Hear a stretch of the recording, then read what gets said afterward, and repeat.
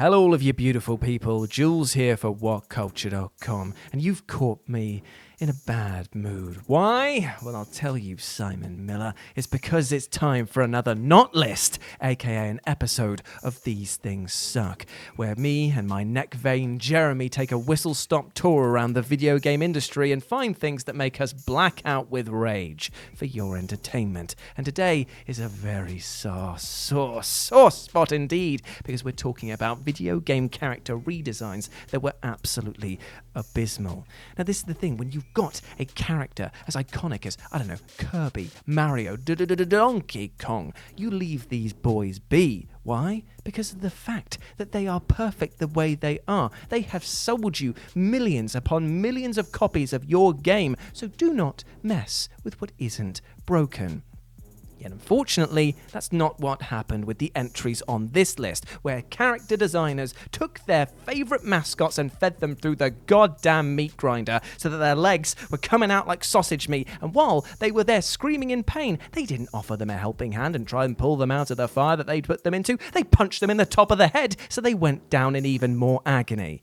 So let's take a look at them today, as I'm Jules, this is WhatCulture.com, and these video game character redesigns suck. So when you think of the Bomberman series of games, chances are that your heart is going to melt a little when you remember how utterly adorable this little marshmallow-headed protagonist is, and it's quite possible that his design is up there with some of the most iconic of the industry. I tell you, he's so adorable, you kind of almost forget the fact that he's trying to murder his friends with explosives. Weird. Still, something even more harrowing than this realization is the redesign that Konami forced upon the series with their 2006 Hindenburg disaster of a title, Bomberman Act Zero. Maybe one of the higher-ups at Konami wanted the visuals to match the mass-murdering tone. Maybe the company just did what they always do, and that is light a pile of used condoms on fire and huff the smoke to get completely high and then throw whatever idea they've got into a bucket and call it a day. Either one of those could have happened, but either way, we ended up with a Bomberman that looked like he was from a BDSM club that was designed out of Squall from Final Fantasy VIII's Mind Palace. It's quite fitting that every character here looked as if they were wearing bin bags, because the visuals and gameplay of this title were sweaty garbage, and it hit the market with all the impact of stepping onto a landmine, except replaced the resulting explosion with a deluge of pig offal. Critics hated it, fans despised it, and the world over just shook their heads at Konami once more. Zero by name, zero by goddamn nature. So, Crash of the Titans is a video game that is rife, absolutely rife with terrible, terrible character redesigns. From Crash Bandicoot doing his best John Cena impression with his terrible jorts and awful tribal tattoos, all the way through to Aku, who for some reason, he used to look like Ed, and Eddie's Plank's cooler cousin, but now he looks like a monkey. They've made a monkey out of him. I tell you, the only thing that was still wooden about the character was his vocal delivery. Oh, shut up, it's a funny joke, get out of my house. Still, the cream of the crap has to be the one and only Tiny Tiger, who despite hitting the scene like a freight train with his iconic loincloth design, for some reason now rocks full army gear, has an increased lexicon, and speaks with all of the grace and the what the hell did he actually say tones of Mike Bloody Tyson. Crash, I really am cross with you. I'm just trying to do my job, and you go and cause all this chaos. Because that's a relevant celebrity to base a character on, right? I mean, why not go one step further and just dust off the book of antiquated and obscure celebrities and get Andy Dick involved in the project?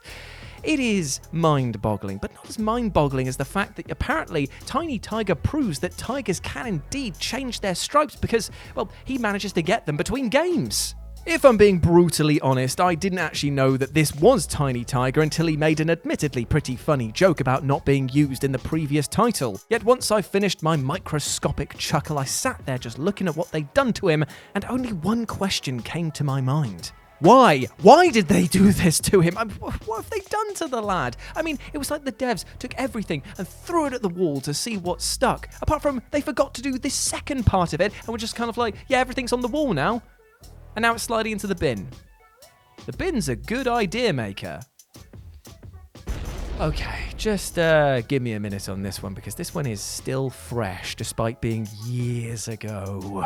So we all know about Rare's uber rude dude mascot with a mouth, Conker, right? He was basically the anti-hero platforming icon that we never knew that we needed. He was aggressive, he was foul, he was selfish and greedy. In short, he was my bloody role model. So with all of this in mind, imagine how I and pretty much most of the world reacted when we saw the redesign that Conker got when Microsoft unveiled its HoloLens technology. Here's a reenactment.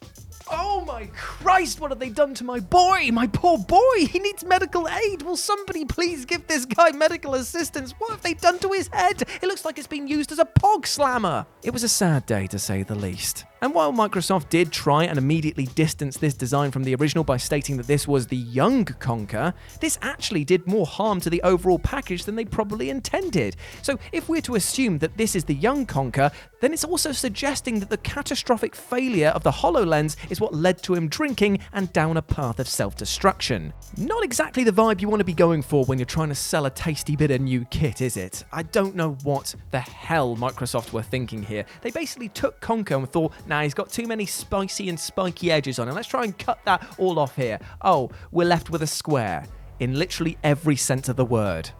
So hands up who remembers the giddy excitement of waking up on a Saturday morning, screaming down the stairs, grabbing a bowl of very, very sugary cereal, and then plonking themselves in front of the TV to watch the likes of Biker Mice from Mars, Gargoyles, Street Sharks, Captain Bucky O'Hare. Ooh, ooh, oh. Well, of course, that was a very, very, very potent market that a lot of people were aiming for, that kid demographic, the sugar rush generation at their most or least focused. So, of course, the video game industry wanted a piece of that as well. Say hello to Captain N. Yes, in amongst all of the other cartoon crossovers like the Super Mario Bros. Show, the Legend of Zelda cartoon, Mortal Kombat and its weirdly PG-friendly action, we got Captain N, which systematically reimagined and ruined so many of our favourite video game heroes. Yep, I'm expecting a call here. Yep, hello, Dial-A-Dickhead, Jules speaking. Yes, I know that technically this isn't in a video game, but I never said the medium in which these would have to relate to, did I, really? I said it was video game character redesigns, and I didn't say that it had to be exclusively on video games, so I'm just kind of, this is a very laboured way of explaining to an audience member who might be typing furiously on their keyboard about how annoyed they are that I didn't follow a format that I have complete control over. Sorry, what were you saying?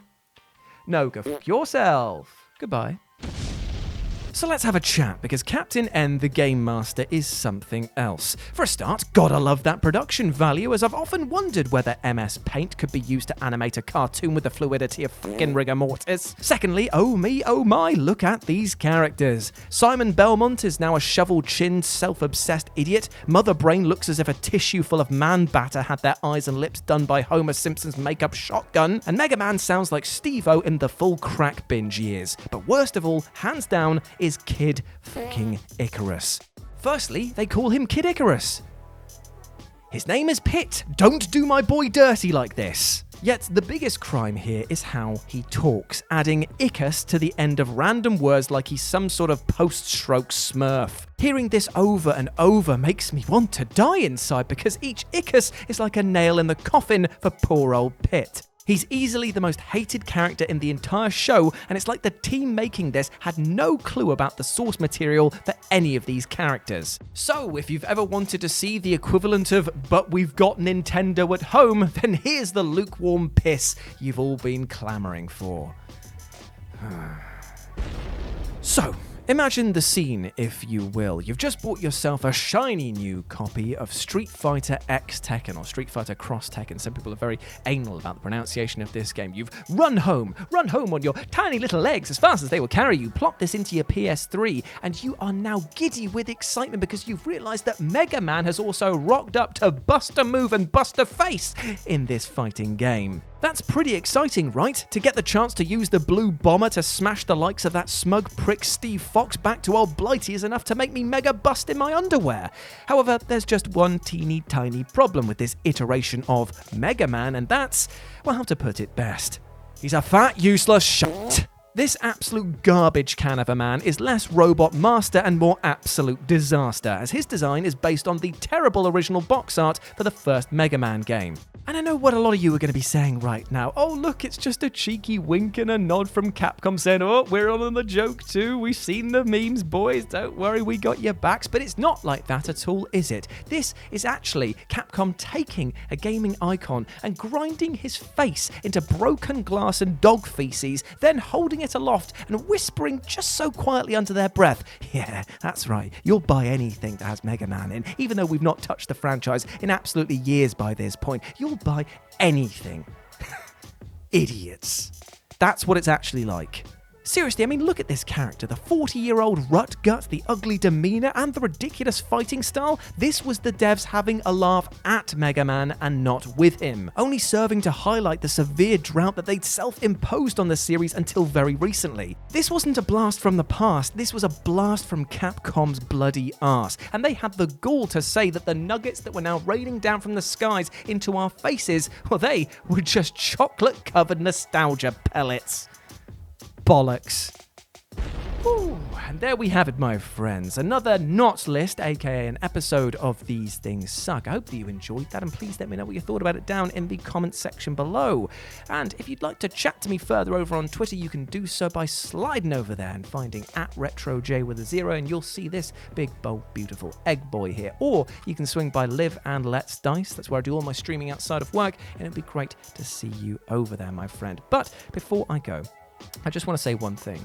Even though I am pretending to be very angry, I don't want you to go out there with anger in your hearts. I want you to go out there with love and peace in your hearts, because it helps us to live healthier and happier lives. So, what I'm going to say to you right now is take your foot off the gas every once in a while. Be kind to yourself, both mentally and physically. And remember, you are a massive ledge who deserves love, happiness, and respect. We all do as human beings, all right? Now go out there and absolutely smash it. As always, I've been Jules. You have been awesome. Never forget that.